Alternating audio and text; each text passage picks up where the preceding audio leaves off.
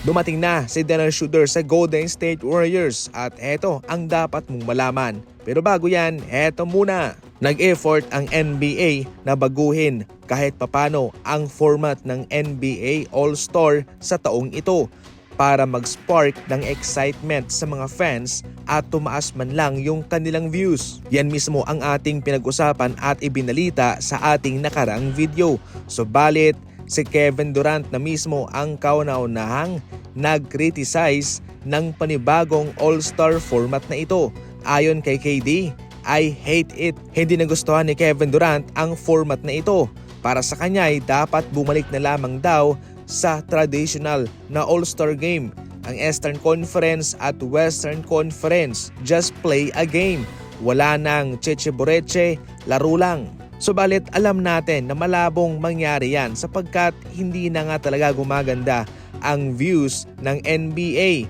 Kung tutuusin, hindi yung NBA ang may problema dito kundi yung mga manlalaro dahil so far ay wala silang ipinapakitang gana kapag naglalaro. Kaya ang dapat na gawin dito ni Kevin Durant ay pasalamatan ng mga taong nasa likod nito dahil sila ay umi-effort na baguhin, magkaroon ng twist ang All-Star Game. Dahil kung tutuusin ay wala rin namang naitutulong si Kevin Durant patungkol dyan. Para sa inyo mga idol, ano ang komento ninyo?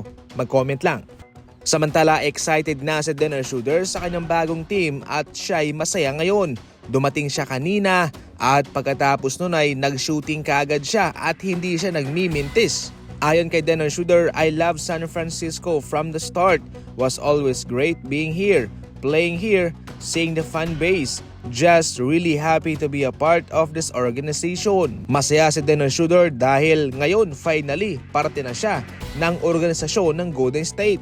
Maski ang kanyang anak ay nagulat nang malaman niyang maglalaro na para sa Warriors ang kanyang amang si Dennis Schroeder dahil maging siya man ay isang malaking fan ni Stephen Curry. Ayon pa sa anak ni Dennis Schroeder, wow!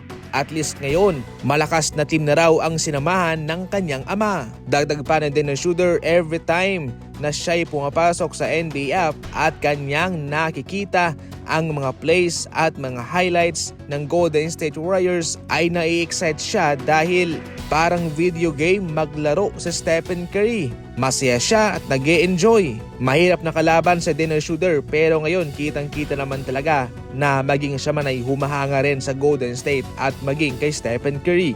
Patungkol naman sa jersey number ay susuotin at gagamitin nga ho ni Dennis Schroeder ang number 71 dahil yung number 17 ay niretiro na ng Golden State para kay Chris Mullin. Sa kabuuan, handa na si Dennis Schroeder na maglaro para sa Golden State Warriors at inaasahan na siya ay magiging available na versus Memphis Grizzlies. Paki-like naman ang video nito, malaking tulong po yan para sa amin. Huwag kalimutang mag-subscribe at i-follow na rin yung ating Facebook page. And as always, maraming salamat po sa panunood.